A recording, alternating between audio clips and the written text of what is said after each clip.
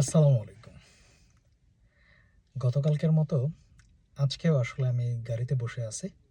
এর পিছনে বড় কারণ হলো অ্যা আমার অফিসের অনেক মানে কর্মকর্তা-কর্মচারী ছুটিতে আছে। জার্মানিতে একটা কথা আছে উলাউব। উলাউব মানে হলো তার মোটামুটি ৬-৭ দিন অথবা ২ সপ্তাহ, কেউ ৩ সপ্তাহ, কেউ ৪ সপ্তাহ নেয়। এরকমও রেকর্ড আছে। এরকম উলাবে আছে। তো যেহেতু অনেকে ছুটিতে আছে, আমি আগেই বলার চেষ্টা করেছি যে আমার কোম্পানিটা হলো একটা কনভেনশনাল কোম্পানি। খুব অটোমেটিক, অনেক কিছুই নেই। তো কাউকে না কাউকে চাবি দিয়ে আসলে মেইন গেটটা খুলতে হয়। তারপরে আসলে আরও ২ টা গেট খুলতে হয়। তো এরকম যেহেতু রুদ্ধ, সেজন্য আসলে আমি জাস্ট মেইন গেটের সামনে দাঁড়ায় আছি। এখন বাজে হলো ৭:৩৬। নরমালি মোটামুটি ৮টার সময় থেকে অফিস শুরু হয়। তো অলমোস্ট আর কিছুক্ষণের মধ্যেই ১০ থেকে ১৫ মিনিটের মধ্যেই আমার অন্যান্য কলিগ চলে আসবে। অলরেডি আমার গাড়ির সামনে ২ জন কলিগ দাঁড়ায় আছে সাইকেল নিয়ে। এবং জার্মানিতে আসলে গাড়ি কেনা কোনো অহংকারের ব্যাপার না, বা খুব বড় কিছু না। খুব গরিব মানুষও জার্মানিতে গাড়ি কিনতে পারে। এবং আপনি অনেক জায়গায় দেখবেন মার্সিডিজ বেঞ্জ নিয়ে সে ম্যাকডোনাল্ডসের রেস্টুরেন্টে সে মোটামুটি ওয়েটারের কাজ করতেছে। বা সে যেমন আমার এই যে কোম্পানিতে আমি কাজ করি, সেই কোম্পানিতে যে আসলে সকালবেলা সকল জায়গাগুলো আসলে মোটামুটি ধুয়ে মুছে আসলে পরিষ্কার করে, মানে একবারে সত্যি কথা বাংলাদেশে যদি বলি, সেটা হলো পরিচ্ছন্ন তো কর্মী। সেও কিন্তু আসলে একটা মার্সিডিজ দিয়ে, এবং সেই মার্সিডিজটার দাম অলমোস্ট এখনকার বাজারেই মোটামুটি ৬০ থেকে ৭০ লাখ টাকা। সো আপনি একটা মানুষকে আসলে জাজ করতে পারবেন না সে গাড়ি চালাইলো কি চালাইলো না। সো জার্মানিতে আসলে বাইং পাওয়ার মোটামুটি একটু বেশি। খরচটা যেরকম বেশি, বাইং পাওয়ারও বেশি। ইজি বাইং এর অনেক প্রসেস আছে। তো এখন যে ভিডিওটা বানাইতেছি, এই ভিডিওটা বানানোর আগে একটু বলে নিতে চাই। সেটা হলাম যে নিচে শার্ট পরছি, উপরেও একটা শার্টের মতো। সো ২ টা শার্ট পরার আসলে এটা আসলে একটা ফ্যাশন ডিজাস্টারের মতো। অনেকে হয়তো মন্তব্য করতে পারেন, হয়তো কেউ মন্তব্য করবেনই না। আমি নোটিস করার মতো কেউই না। সেজন্য আসলে মন্তব্য করার কোনো প্রয়োজনও হবে না। তো ভিডিওটা আসলে আমি বানাচ্ছি কেন? আমি জানি আপনারা যারা আমার ভিডিও দেখেন তারা বেশিরভাগই জার্মানিতে আসতে চান, অথবা আপনারা জার্মানিতে নতুন এসেছেন। তো এই যে আপনারা জার্মানিতে আসতে চান, যেটা আসলে আমি করি নাই, সেটা আপনি ইচ্ছা করলে করতে পারেন।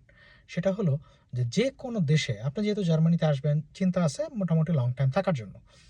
তো যেই দেশে আপনি থাকতে চান, নট অনলি জার্মানি, আপনি যদি আমেরিকা যেতে চান, আপনি যদি ইউরোপে যেতে চান, বা ইউরোপের অন্য কোনো দেশে যেতে চান, স্পেনে, তাহলে বেটার ওই দেশের মোটামুটি হিস্ট্রিটা জানা।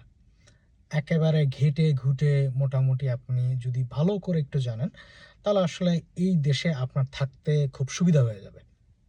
কারণ আমি যদি স্পেশালি জার্মানদের কথা বলি, জার্মানরা আসলে ওদের কালচারের ব্যাপারে খুব, মানে একটা ট্যাবু আছে। ওরা চায়, ওরা যেটা মনে করে, এবং খুব শিক্ষিত মানুষও মনে করে যে ওদের কালচারটা এতটাই স্ট্রং, অন্য মানুষ এইখানে এসে মোটামুটি কালচারটাকে ইন্টিগ্রেট করবে।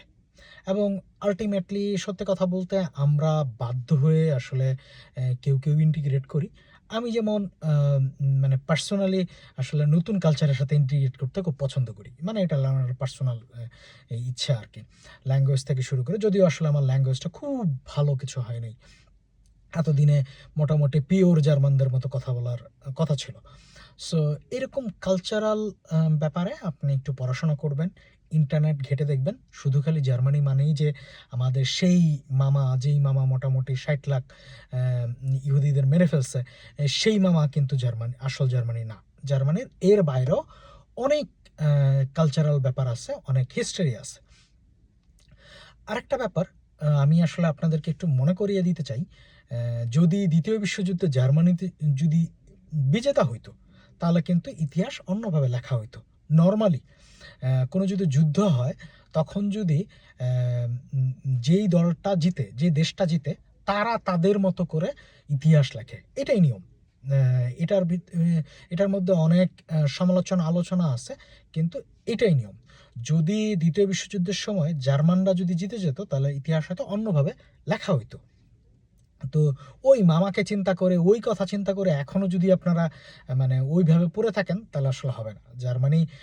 জার্মানির ইতিহাস অনেক আগে থেকে। ওরা গাড়ি বানিয়েছে মোটামুটি সেই 1912, 13, 14 সালের দিকে। তাহলে বুঝেন 110 বছর আগে বা 100 বছর আগে মোটামুটি তারা গাড়ি বানিয়ে ফেলছে। এবং সত্যি কথা বলতে আমি একটা হিস্ট্রি দেখছিলাম, সেটা হলো যে জার্মানি প্রথম মানে ইলেকট্রিক কার বানায়। এবং সেই সেই 1913-14 বা এরকম আশেপাশে কিছু। তারপরে আসলে ওই সময়ের জন্য ওইটা আসলে ফিজিবল ছিল না। সেই জন্য আসলে পরবর্তীতে লং রানে যায় নাই আর কি। ওইটা একটা ডিসঅ্যাডভান্টেজ ছিল। তো আপনি এই জাতিটাকে শুধু খালি একটা অধ্যায় দিয়ে আসলে বিচার করতে পারবেন না।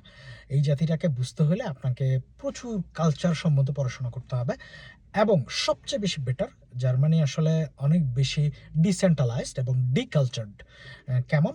কারণ হলো জার্মানি পুরো একটা দেশ, পুরো এরা একটা জার্মান, কিন্তু স্টেট ওয়াইজ স্থান অনুযায়ী অনেক দেশের মানুষের স্বভাব চরিত্র এক এক রকম। এবং সত্যি কথা বলতে আমি কোবলেঞ্জে ছিলাম, আমি স্টুটগার্টে ছিলাম, আমি এখন লাইনেফেল্ডে আছি, থুরিঙ্গেনে আছি। মানে এই যে মোটামুটি 3টা স্টেটে আমি আছি। আমি 3টা স্টেটে এসে 3টা ভাষার মানুষের সাথে আসলে আমি কথা বলেছি। তারা জার্মানি কথা বলে, কিন্তু 3টা ভাষার মতো। যেমন আমাদের বাংলাদেশের সিলোডি, তারপরে হলো চট্টগ্রামের মানুষ, তারপরে মনে করেন গাজীপুরের মানুষ।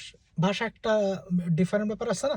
যেমন আমি আমার মনে হয় আমি চট্টগ্রামের লোকাল ল্যাঙ্গুয়েজটা একেবারেই বুঝি না। সেরকমই জার্মানির আপনি যদি জার্মানিতে আসেন, বিভিন্ন জায়গায় ভাষার তারতম্য আছে। আপনি মনে করতে পারেন, ও আমি B1 কমপ্লিট করে ফেলছি। আপনি একটা জায়গায় যখন কথা বলবেন, যে মনে হবে যে আপনি A1ও কমপ্লিট করেন নাই। কারণ হলো হয়তো ওই জায়গায় বেশিরভাগ মানুষই আল্ট ডয়েচ বলে, যে মানে ওল্ড জার্মান বলে আর কি, বা শিরবিজ ডয়েচ বলে। জার্মানের মধ্যে, জার্মান ভাষার মধ্যে 2-3টা গ্রুপ আছে। সেটা হলো যেমন এখন আছে হলো হোক ডয়েচ এবং হলো শিরবিজ ডয়েচ। সেটা হলো এরকম কিছু পার্থক্য আছে।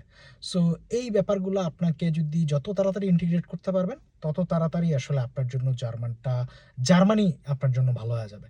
আমার কলিগরা চলে আসছে। তো এই পর্যন্তই। আল্লাহ হাফেজ, ভালো থাকবেন।